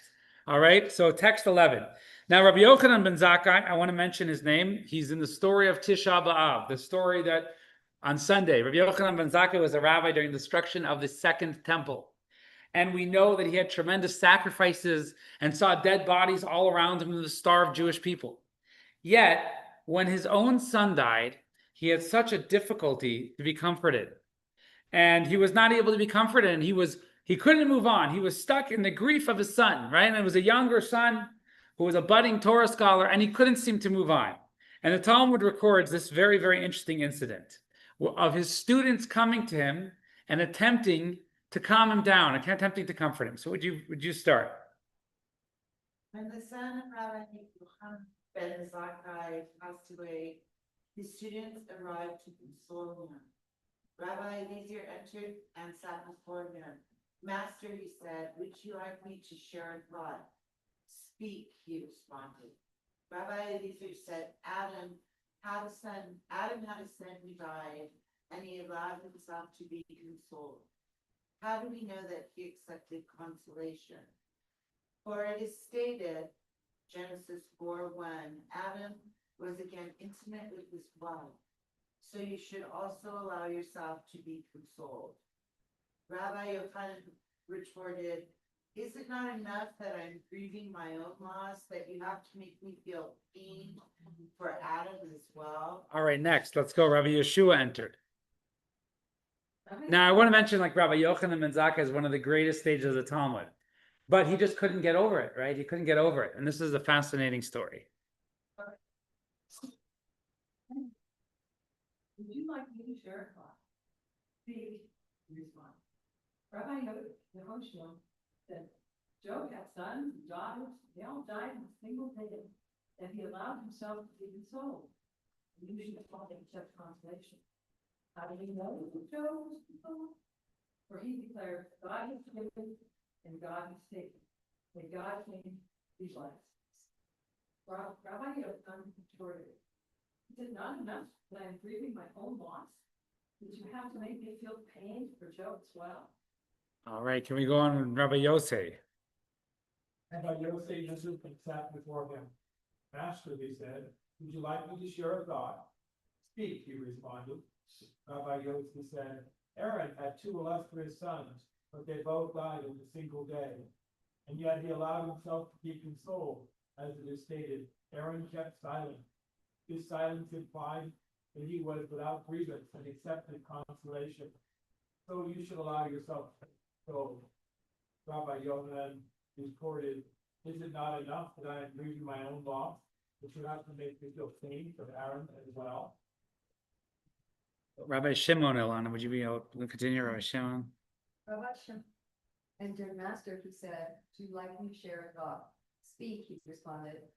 Rabbi Shimon said, King David had a son who died, and he allowed himself to be consoled, and you should allow yourself to be consoled as well. How do we know that King David was consoled? For it is stated, David comforted Bathsheba, his wife, and he was intimate with her. She bore a son, and he called his name Solomon. So should you, master, allow yourself to be consoled. Rabbi Yochanan retorted, is it not enough that I am grieving my own loss, that you have to make me feel pain for David as well? Rachel. Rabbi Eliezer and Allah entered. When Rabbi saw him, he told his attendants, grab a set of clothing for me and be prepared to go into their house. For Rabbi Eliezer is a great person and will not be able to hold out in the face of his company. Rabbi Eliezer entered, sat before Rabbi Yochanan, and told him, let me share a parable.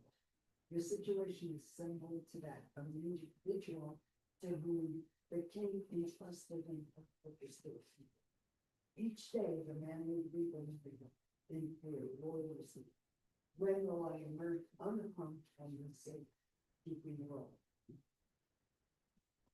Go on, finish up. You guys still also have a son. He was fluent in the Torah, the prophets, scriptures, in Mishnah, in Halacha, and exegetical teachings. And you passed from this world without sin. You should certainly accept consolation, for you have returned your deposit condition. Rabbi Yochanan, he responded, Rabbi Eliezer, my son, you comforted me in the most humane fashion. All right, so this is a very, very interesting story, as you can see. So let's just summarize. Each of the rabbis came and they said, you should be comforted like Adam was comforted, right? And then he said, not only am I not comforted, but I'm actually sad for Adam. And I'm actually sad for all these people. So what was special about the last Rebbe Lazar ben Arach, the last comforting over the other ones? And why did the other ones fail? So there's a lot of messages here, but first of all, let's just note, Rabbi Yochanan's message to them was, first of all, everybody's different. What worked for Adam is not working for me. What worked for Aaron didn't work for me, right? Everyone's different. Not only that, we're so different. What worked for them not only doesn't, I'm still sad about their kids when you bring it up, right? I'm different than them, right? And that is, first of all, a very, very powerful point. You can't expect one person, when it comes to emotions, you can't expect everyone to react the same. So now, anyways, these students come through and they didn't give anything that comforted him. Another thing of Rabbi Yochanan ben Zakkai was he was honest. When it comes to emotions, when it comes to feelings, you can't fake it, right? He was honest. He said, I can't receive commands here. I'm not comforted. This makes me feel even worse. Finally, what changed him was Rabbi Elazar ben Arach gave him a personal message that helped him. And that personal message was the one that helped him specifically because there is no specific formula of the smart thing that you're going to say that's going to help. But what was it that Rabbi Elazar ben Arach said that helped him? So let's just go through what he said quickly. He said, imagine the king makes you the custodian of an object, and you feel like, boy, I better take care of this object, right? And then what happens is you finish with it, you return it, and it's like, wow, you did a great job. It's in perfect condition. He said, here you had a child. You were the custodian of this child. You watched over this child. You took this child in. God gave him to you to take care of him. And this child was a very good boy, and he was very successful. He became a Torah scholar. He became a God-fearing Jew. Very good boy. And then you returned him that way. When he finished his mission, he came back that way. So what is the message that he's telling him? So first of all, this is something very, very important in this course that we need to take away.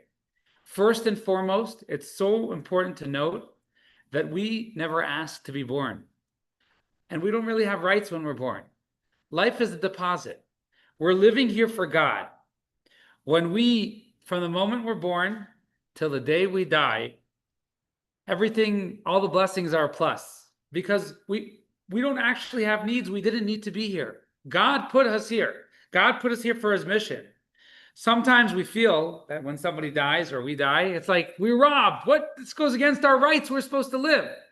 But the truth is God put us here for an exact amount of time. This is fundamental belief in Judaism, exact amount of time to fulfill what he needs from us. And he gives us whatever we need to fulfill that mission, whether good, bad, easy, difficult. He gives us whatever we need. That's point number one, he tells him. He reminds him that life is not something you deserve. It's not something that you asked for. Last I checked, nobody here asked to be born, right? Nobody. Maybe Stan. No one asked to be born, right? We're just popped into the world, right? We're popped into the world. We were never asked to be born. Who are we living for? Who wanted us to be born? God wanted us to be born. Nobody else. And therefore, everything we have in our life, it's not really ours. It's really God's. Everything we own, everything we go through, it's really God's, for God given to fulfill our mission. Point number two, he tells him, he says, your son was given as a deposit and you returned him in perfect condition. Your son fulfilled his mission. This is another important staple. We're all here for a mission. And when we die, that means we fulfilled our mission. So he tells him, he said, your son was put here to study Torah and do mitzvahs. He excelled in that. He fulfilled his mission. You feel like life was cut short, but God gave the deposit, and this was the life he needed to live. So these were the things that helped Rabbi Yochanan ben Zakkai. Number one, you have returned your deposit in perfect condition. Why was he consoled by this? So number one, we'll go through. Rabbi Yochanan ben Zakkai acknowledged that everybody's different. And what consoles one person doesn't necessarily console another person. Rabbi Elazar taught that number one, life is a deposit. It's a deposit that's given to us. We don't ask to be born, and it's a gift. Rabbi Manis Friedman, who's quite famous, he always shares the following story where he was traveling and there was a lady who could not be consoled. And they asked him to go visit this lady. And she said, he came to her and she was, pale. She just couldn't be consoled for months. She lost her son, who was a teenager, and he was a wonderful boy. So Rabbi Manis Friedman spoke to her, and she said, my son, he was such a wonderful boy, and he lived, he was this and that, and this quality and that quality, and he was taken in a car accident so suddenly he was gone. So Rabbi Manis Friedman said, well, do you wish you wouldn't have had him? So she said, yes. So he said, well, I'm glad you weren't asked. Right? I'm glad you weren't asked. And then she burst out crying, and that helped her grieve. This is such an important staple in Judaism, that life is not ours. Our life belongs to God. And a lot of times when we feel we deserve or we need better, or we feel like we're not being met at what we need, it's because we're ignoring the fact that we're here to fulfill a mission for God. So that was the point number one that he said. Life is a deposit, and your son was given to you, and every day of life was a gift. And point number two was he fulfilled his mission. We live exactly long enough to fulfill our mission in this world. And when we pass away, that means we fulfilled our mission. So this oftentimes can help address anger, these ideas. These ideas can help address anger because anger a lot of time comes from the fact when we say, this shouldn't have happened, right? So when someone dies when they're 95 and they had a happy life and they're all their kids around, we say, oh, that's okay. But when someone dies and they're taken young in a tragedy, then we say, this shouldn't have happened. That's why we get angry. This shouldn't have happened, right? Now, who are we to judge what should and shouldn't happen? God puts our souls here for a mission, and he has a purpose. He's the one who decides what should and shouldn't happen, right? We question it because it doesn't make sense to us. There's a story with the Ramban, and we mentioned it a couple times in this class. He had a budding student who passed away very, very young, and he was totally broken by it. Anyways, one day his student came to him in a dream, and his student said, I want to tell you that in the world down there, there's questions, because we feel a sense of entitlement. We feel like things happen, so things are supposed to happen in a certain way. He said, however, here in heaven, after I died, and I'm just a soul, there's no questions. It all makes sense. But I cannot explain to you in a way that you can understand. I cannot explain to you in a way you can understand. So this is possibly a method which is helpful for anger after someone passes away, when we feel like this shouldn't have happened, this is an injustice. Rav Yochanan ben Zakkai was reminded that actually life is a gift from God, and we live exactly how long God needs. Now, another common feeling is guilt. Guilt, sometimes, there's a few aspects of guilt. One aspect of guilt might be practical. We feel like if only I would have done this, it would have helped them. They would have survived. They would have lived longer, right? So this is something which sometimes people experience on different levels. Guilt can come and say, like, there might be practically like, if only I would have told that person not to take the flight, right? Not to take the flight, God forbid. But sometimes guilt could be like, if only I was nicer to them. I can't believe I said this to them. I can't believe I did this to my relationship with them. I can't believe I allowed myself to put this aspect of our relationship in the way of our connection. And now they die. You may feel guilt. I can't rectify it. So the truth is no matter what, as we said before, death does not terminate our relationship. And this is so important to remember. When someone passes away, and maybe we wronged them, maybe it feels like it was our fault, it's important to know that when their time came, it's their time. There's nothing we could do about it. But maybe we still feel we could have done something better, something nicer. It's important to remember that our relationship continues. Death does not terminate our relationship. We can still communicate with them. We could still help them. And that's what the idea of Kaddish and Yizkar and doing mitzvahs in their honor is, saying like, hey, I want to mend the relationship now at where we're at.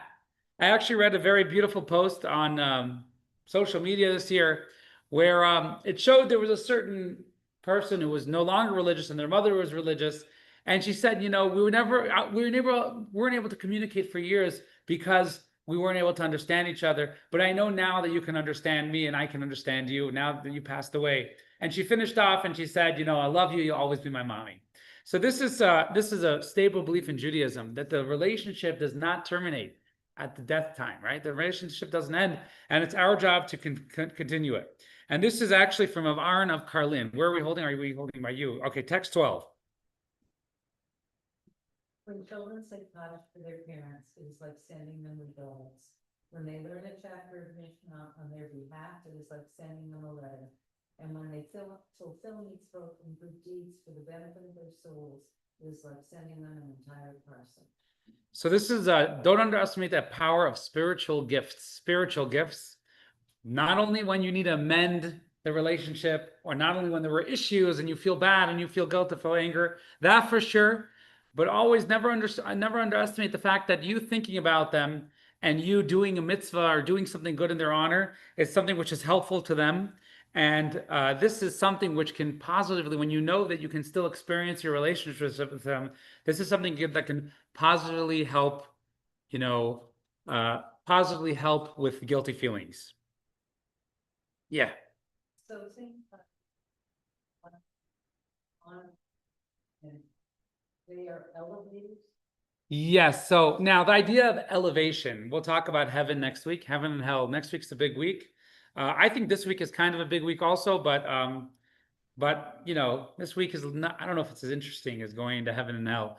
But yeah, we'll talk about elevating the soul. Elevating the soul. When the soul is in heaven, it doesn't struggle and it doesn't get to do Torah mitzvahs, but it has its own experience. And when you do a mitzvah for them, you help them in their experience.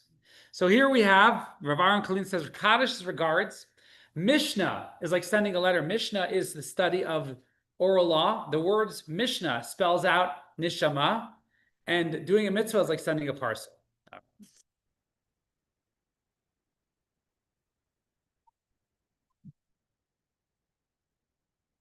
The story I said about Manas Friedman is in this video. It wasn't working for me earlier, but I switched computers. When a loved one passes away, Jewish law calls upon the immediate family to experience the rite of Shiva. Approximately 7 days are spent in mourning and receiving comfort from visitors. A doctor, a rabbi, and an acclaimed lecturer offer personal reflections on the rite of Shiva. When someone dies, the relationship with the deceased doesn't end. The relationship with the person who died continues. It just changes from a face-to-face interpersonal relationship to a relationship of memories, to a relationship of legacies. By engaging the mourners in this process, you're helping them make that shift. The purpose of Shiva is meant for the mourner to be able to take that time aside from the affairs of life and affairs of the world, to contemplate, to introspect, and to share with others the life they had, with the person they love. People come to visit and console and try to bring comfort to the mourner. The structure of it and the formality of it gives a sense of relief. You know, when you're grieving, it's very all over the place, very hard to contain. And the structure of the Shiva brings a relief and a sense of conformity, which is quite redeeming. If you want to comfort or help comfort the griever, what you're in essence doing by taking an interest in the person who's died is helping that person preserve its life. I remember hearing people say things to me that was almost like they said it and the words stopped right here. But days and weeks and months later, they slowly made their way in. The point of the Shiva is not to come up with anything brilliantly comforting to say, because there really isn't anything to say. Rather, it's just a bit of either. One person who lost a toddler under very, very tragic circumstances told me what was the most comforting visit all week. And I'll say it the way he said it. He said, an older gentleman with a lot of life experience came in. He said he sat in front of him. He asked to see a picture of his daughter. He gave him the picture. He looked at the picture. He cried for 10 minutes straight. He gave the picture back. He said the traditional verse, if you say as you leave, that was it. He said that was, without a doubt, the most comforting visit. But in retrospect, I have to say that that week of the passage between one reality and the next reality, somehow I have to believe in his infinite wisdom, God saw to it that this passage not be taken alone, even while feeling lonely. Take on a mitzvah. Do something that it can be tiny, but I'm going to do it in memory of this person, and especially if it fits with that person. That's comfortable. Now the world's a slightly better place because of that person. Yes, question. when the first time. You know, we sleep in the city show. And I never thought of it as, comfort for me. I thought we were just celebrating. I never. Well, you know, it's interesting. It's an interesting point. A lot of times people do feel Shiva is like a celebration. It's really not a celebration. We'll talk about what the most important thing is. But I would say we'll see what the most important thing is. Now, your mother was a very special person, and nothing she ever did was sad. So it was definitely hard for, you know, it would have been hard for your mother to see people sad at her Shiva. Also, your Shiva was pushed off a week as a holiday, which also definitely changes the dynamic. You know, there are, I'll share a story at the end, but let's just go through the Shiva quickly because we didn't do that yet. So, Shiva, here's some laws and traditions. We cover the mirrors and pictures. Mourners remain in house of mourning. They sit on low stools, no leather footwear, avoid listening to music. They abstain from work, no shaving your haircuts, abstain from work, avoid Torah study, restrictions on bathing and laundry, and prayer service in the home. Visit the mourners. Now, these are all really important aspects of the Shiva, and these are all to create this environment where we're able to grieve, all to create this environment. Now, of course, we said last week that we're really falling with the soul, but when we grieve ourselves, it actually connects us and helps the souls. So now we're going to talk about the comforting mitzvah. We get a few minutes left. We're going to talk about the mitzvah of comforting the bereaved. So let's go to text 13.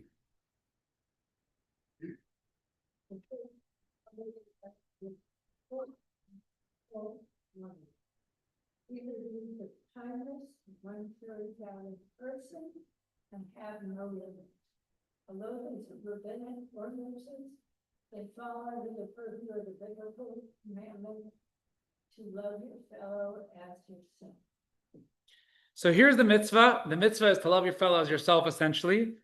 And it's very, very important to visit. And as we'll see soon, the most important part of the visiting is being there. So sometimes, you know, someone passes away and you say, hey, should I call them or not? You know, I don't know. It's going to be awkward or whatever. Do I really know them? Here's your answer. Your answer is call. Call and let it be awkward. Let it be awkward. It's okay. So now we're going to go through some of the things, some of the etiquette and what's important. So first and foremost, the most important thing is just to be there. Even if you don't have anything to say, even if you don't have a funny story or an interesting story, but it's just to be there. So mourning shouldn't be lonely, and helping them carry the burden of grief. So here we have a text in the Talmud actually says something very interesting. Stan, would you read text 14? The reward for visiting the home of mourning is for the silence. So the reward is for the silence. You know, sometimes when you're Shiva, there's somebody, you're talking with them or whatever it is. So one way of understanding this is even going and being silent is a mitzvah, right? And that's the main mitzvah.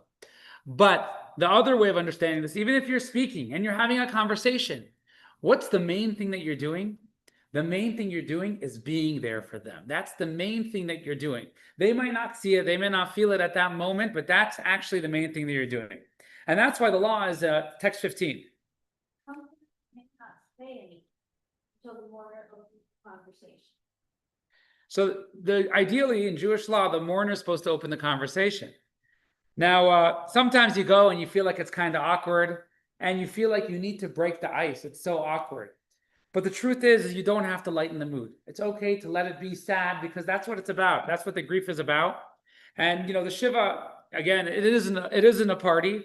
And it is something for that person. You're going there to help that person grieve and help that person feel their feelings. It's also not a time to philosophize, even though we learn so much great philosophy here. And we hinted out on what we're saying, and we know that no bad ever happens from heaven, and we know that really whatever happened, the person ended their mission, and it was the right time, etc., etc.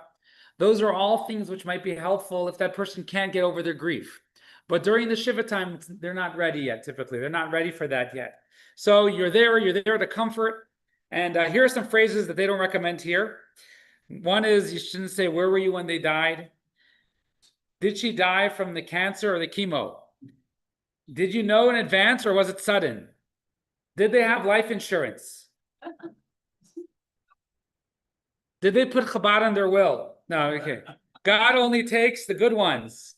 God only takes the good ones. Don't say anything like, well, at least they lived a good life, or at least it wasn't as bad as the other person. Usually things which say at least aren't good. Usually don't say you need or you don't need. Don't try and compare and say, I lost my whatever and I got over it. Don't say that. Try not to discuss the cause of death, unless they want to, and this is all unless they want to open about it. If they want to say, yeah, by the way, they left their will to Chabad, then, they can open the conversation. Okay. What are things to discuss? Let me catch up here. So mourner opens conversation. Don't say or ask anything intrusive. Don't attempt to lighten the mood. Don't philosophize. But what you should do, you could discuss their legacy, because that's not distracting them. That takes their grief to a context.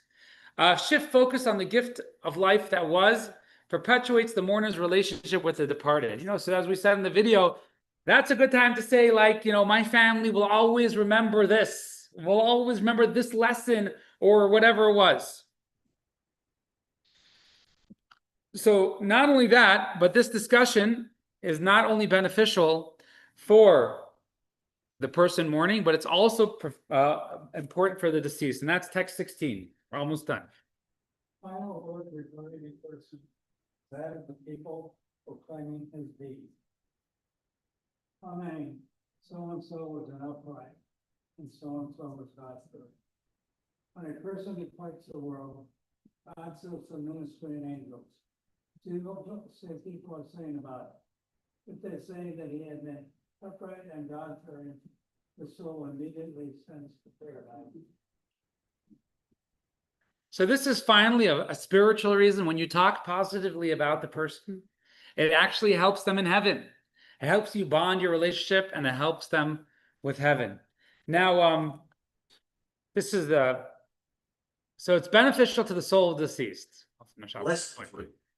The morning after. 1. Everyone reacts to and deals with grief differently. No two people are psychologically alike, and no two circumstances of death and bereavement are the same. 2. It is a mitzvah to mourn the loss of a loved one. Processing the loss is critical to the healing process, and this is accomplished by shiva, a mandatory period of grieving. 3. The Torah validates and encourages mourning, but only for a prescribed period of time, after which the mourner is enjoined to transition back to normal life. 4. Some ideas that give a mourner the strength to move on. A. The knowledge that the soul lives on and is not diminished by death. B. It is never too late to mend or improve our relationship with the deceased. Though our physical relationship has ended, we can still give him or her spiritual gifts. C. Life is a deposit, and God decides when to give it and when it must be returned. D. For this soul and its unique mission, this constituted a full life. 5. It is a mitzvah to comfort mourners.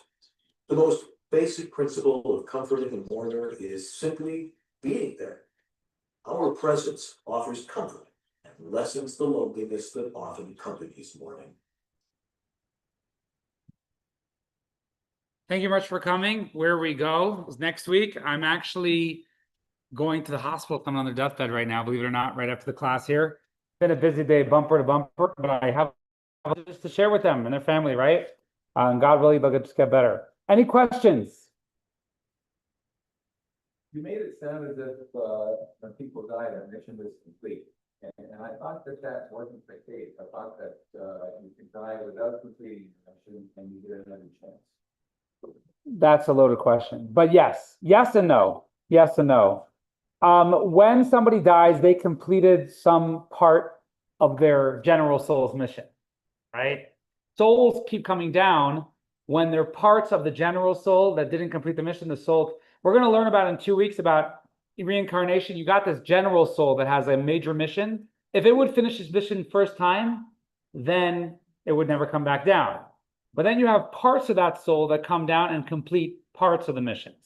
But until the whole mission is finished, so on one hand, we all, I mean, we don't even know, we might even share some souls here, right? On one hand, we have our own personalized mission that we complete during our lifetime. On the other hand, we have our potential that's connected to this greater soul that, you know, perhaps needs to keep coming. That, so different parts keep coming down to fix personalized missions. We'll talk about it in 2 weeks. Next question. Yeah. I've heard Everyone needs to go, could go. That's fine. Yeah. you're not supposed to say I'm sorry for your loss. Is there any truth to that? To think of, I have to think about it because, you know, we're a lot of these things that we saw is we're dealing with emotions. So on one hand, we have emotions which are not really controllable, right? Our emotions are the kind of the way we are, and they're very charged. So on the one hand, we have to be very sensitive. On the other hand, the Torah prescribes that in a certain framework, emotions will heal, right? So there's two sides. In the beginning, Heather and Stephanie, it's like, on one hand, no, you can't brush over emotions. You can't say, hey, I said the right thing to you. You should be comforted. You can't say move on. On the other hand, it's possible for the person to move on. There is a framework for them to move on. You have to let the framework work. So when it comes to say, I'm sorry for your loss, I don't know anything wrong with that. And I know that, like, a lot of times people say, like, you know, one time I got a phone call and it was right before Passover. And somebody called me up and they said, my son is in rehab and this and that happening. All these things are happening and he's going to die and everything like that. And it was right before Passover. There's nothing I could do. I told him, I said, look, I've got this phone call before. It's going to be okay. It's going to be okay. You have to remember, it's not, you're in Philadelphia, your son's in Prescott. He's going to be okay. So later on, that guy called me up and he said, I want to let you know if my son made it and everything like that. Thank you for saying that to me at that moment, you know, that it's going to be okay. Anyways, another time, a rabbi from Michigan calls me. He knows a guy who's dealt in addiction a little bit, and there's a guy who's really struggling, he's relapsing and this and that. Can I help him out? He can't get into the rehab. He's not taking his insurance, whatever. So I called up and I said, it's going to be okay. And he said, Rabbi, you're not helping me. And I said, it's still going to be okay. And I don't know what happened to him. You know, like, a lot of times, let's talk about when a lot of times it's very common for people to be estranged from relatives nowadays. Now, I want to say 9 out of 10 times, someone's hurting. That's why. There's a reason why someone's hurting. And usually one side's hurting and one side is in denial of it. That's the formula, right? People talk to me, they say, oh, my kids don't talk to me. Well, they're probably hurting. That's right? So if you want to heal it, you got to heal the hurt. You know, whose fault is it? I don't know, but there's hurt here. That's why people don't just do that. People will say, like, oh, there's a fad or something like that. Maybe 1 out of 100 is like, so it's really important to remember that people are sensitive, people are emotional. Now, when somebody dies and they're in the world of truth, now their relationship's fully fixed. You know, now the relationship should be fully fixed because that person moved on. They can't hurt you anymore. They didn't want to hurt you. Even while they were alive, they didn't want to hurt you. They just didn't realize that it was complicated, you know, but now it's not complicated. So you can actually, now you can do mitzvahs for them. Now you can move on. Now you can. So I think it's the same thing. Like sometimes you'll be in Shiva and I've been to a lot of Shivas. There might be something intense. Someone walks in that they hate or this or that or whatever it is.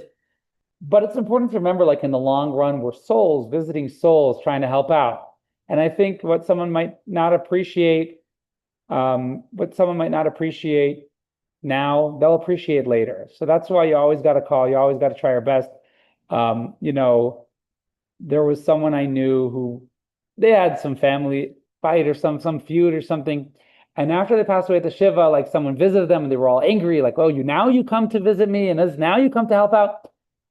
And then a few months later, that person kept sending kept sending help. And they said, you know what? I'm forever grateful that even though I snapped at them, and even though and I was right to snap at them, you know, like now you come they stuck it out. They really care about me. And they said, no, we're going to be there for you no matter what. So sometimes in life, in our short life or in our short chronicle of different stories of life, we are short-sighted and we don't realize what we appreciate now, what we don't appreciate now, we might appreciate in a few years. You know, someone might come, you know, I read this. I'll tell you my insecurity. It's like you read this, and I this course listed like 10 things, don't say this thing. And we're kind of like, maybe I just shouldn't go at all. You know, I don't want to say something stupid or whatever it is, because chances are in our life we probably will say something stupid, hurtful, maybe insensitive. We don't know, you know. And I want to say that never let that stop you from going, because in the Jewish law, the silence in between the stupid things you say are more helpful than you saying, you know, than the damage done by the stupid things you say. And that person might not realize it right now. And that's okay. You know, that's okay. They're going through a lot of grief, and we have to remember that and like allow that. Like, you know, talking about visiting someone in the hospital now, a couple months ago, I was in Phoenix coming back here, and someone says, "Can you visit my mom? She's in the hospital." I said, "Yeah, you know, I get home, put the kids to sleep. She's on her deathbed." So I can make it there like 11 o'clock or 10 o'clock. Anyways, it's 10 o'clock. I'm not ready to go yet. 10:30, I'm driving there. And this person calls me and they are cursing me out. The worst curse, the worst profanities, you this, I hope this happens to you, this, you know. And I was like, you know, really, I should just like turn back, right? But that's not why I was going. I wasn't going to please this person, right? I was going to visit that person. So I just ignored it and put it in my arsenal of people cursing me out.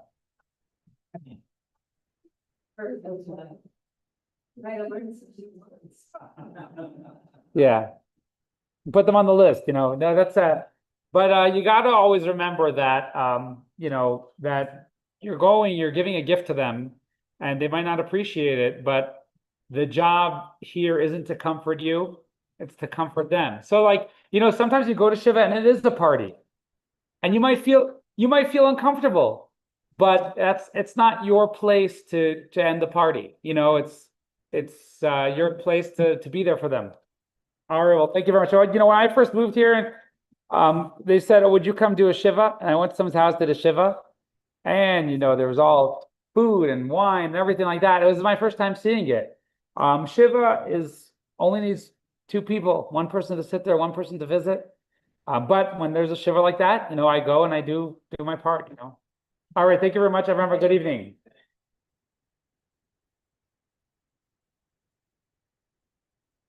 Yeah, but I actually made it there before they died. But yeah, there was stuff that I didn't get touched in that. You know, they were in the next place. No. I mean, they weren't in something like, you know, wasn't the time to take them to court. Didn't have time to start a court case or anything like that.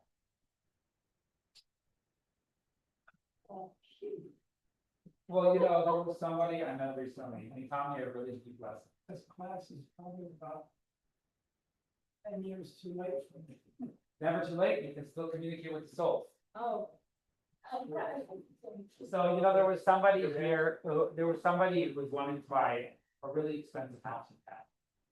And they wanted to come to town here. The thing with them was, and I don't really know them, but the thing with them was they had, like, you know, like movie stars and celebrities have someone take care of their assets because they're not. So they had someone taking their assets, so they needed to convince that person to release a couple $1 million to buy the house, right? So that person called me, and I don't know, but they told me like their story of relationship. So they said to me, they said, you know, this person, they did this to me, they sued me, they sent lawyers, and then they asked me to help them retrieve money that they gave to the lawyer to sue me because the lawyer stole money. And he said, you know, I always help them because my dad and her dad did business together. And when her dad died, he was like my uncle. He told me, he said, this is my daughter. I need you to take care of my daughter because no one's going to take care of her. I need you to take care of her money and take care of her no matter what. So he said, no matter what she does with me, I always, you know, I'm responsible to take care of her and I take care of her. That's what I do. And I found that very, you know, profound and beautiful. It was like, So sometimes you're looking at someone you might dislike or might have a hard time with them, but you can help them. So you help them and you just, you bite the bullet a little bit. If you get shot too many times, you can't do it. But you can't do it because you physically can't, you're dead. But until then, sometimes you're responsible for them. You take care of them, even if they snap back at you, whatever it is. So this person also, this person, they snapped at me a lot of times. The executor asked me like some real estate advice, which I gave him, and she didn't like that advice because I basically whatever I told him how the market works here from experience, personal experience, and she got very mad at me. But I knew that there are certain times where people they come back around. They might apologize, might not apologize, but sometimes it's worth taking the hit because they'll change. They'll come back and they'll act sweet again. Then there's sometimes people who they keep hitting, and then you can't, you don't have the armor to take it anymore. Yeah.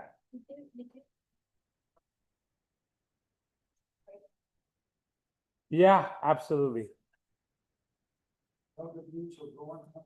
Absolutely.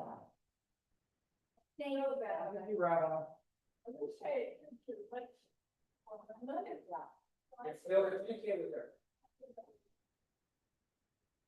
You can still communicate with her. Yeah, absolutely too. Absolutely. Yeah. What? Yeah, absolutely. I totally believe. People don't know in the Orthodox Jewish community, I can share some stories. But people really believe it so strongly. And I there were certain times I was really moved to see, like there's this kid who passed away years ago, in Brooklyn, where I came from. And his parents, he passed away, his parents have dedicated so many things to it. Now, I don't know if they're wealthy, it must be, but what occurred to me was so special was they not only put a lot of money dedicating things to their son, but you can see what they dedicate with so much thought. Like they want to give everything to their son, and it's very inspirational for me. Like there are certain things like they donated a classroom in the yeshiva or whatever it is, but there were certain things like all the camps. There are all the camps in the summer, and they said, okay, this week you pray extra, whatever the best praying each month is going to get like an extra prize or whatever it is, or join the raffle for an extra prize. And I thought it was so beautiful that they were relentless. They don't let go of their son. They don't let go of their son. Every opportunity they can stick something in honor of their son or this or that. It wasn't only money; it was also like thought. They really thought through. This is what this is another way we can get people to honor our son. And that was just something that I was thinking about a couple of days ago because I realized some people they go and in New York. A lot of people what they like to do is dedicate it to them. Every family now is dedicated to them. Now, Torah can cost $50,000 to $100,000, and usually the whole family will chip in and dedicate to Torah. And then there are those who complain and say, there's a lot of Torahs going around. You can other things also. There's other things that need to be done, or other things, but everyone knows Torah. And I was just so impressed with this family. They probably did Torah also, but they don't let go of their son. Every little thing you can think of, they try to find a way to dedicate it to their son. To try, some things are grand and some things are making sure that every kid in camp who comes to this special session of saying Psalms is coming. They want to make sure that everyone knows that their son is, they care about their son and love their son. So yeah, I definitely, Ben, you want some awesome,